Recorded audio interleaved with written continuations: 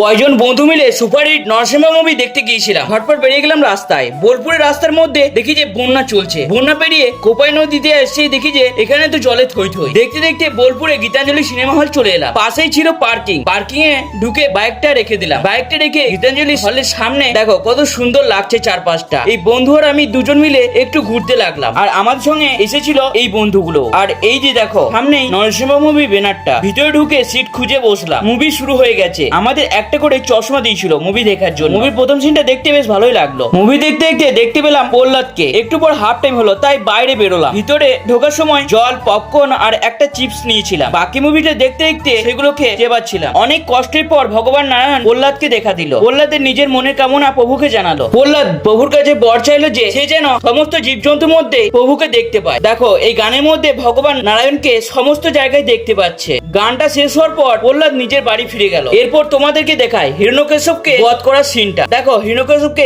বধ করার পর কি হলো। ভগবান বিষ্ণু সিংহের অবতারে খুব রেগে উঠেছিল আর সবকিছু তছনছ করে দিচ্ছিল। তখন কোনো দেবদেবী প্রভুর কাছে যাচ্ছিল না। ভগবান ব্রহ্মদেব প্রহ্লাদকে বলল প্রভুকে শান্ত করার জন্য। প্রহ্লাদ তার প্রভুকে শান্ত করলো। তারপর মুভিটা শেষ হলো। ভিতর থেকে বেরিয়ে এসে দেখতে পেলাম সিনেমা হলের সামনে কতজন খোল করতাল নিয়ে কৃষ্ণ নাম করছে। মুভিটা দেখতে বেশ ভালোই লেগেছিল। ওখান থেকে বাইক নিয়ে বেরিয়ে পড়লাম। এই মুভিটা কে কে দেখেছো কমেন্টে অবশ্যই জানিও।